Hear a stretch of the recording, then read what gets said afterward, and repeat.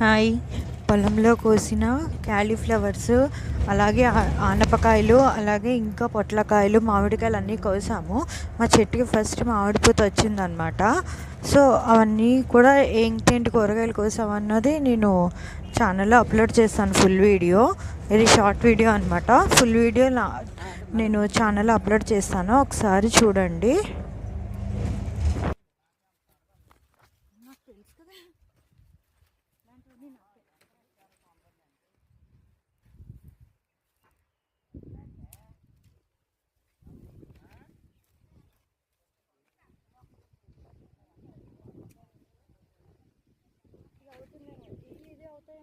ఇది question madam, ఇది question అది ఉంచండి.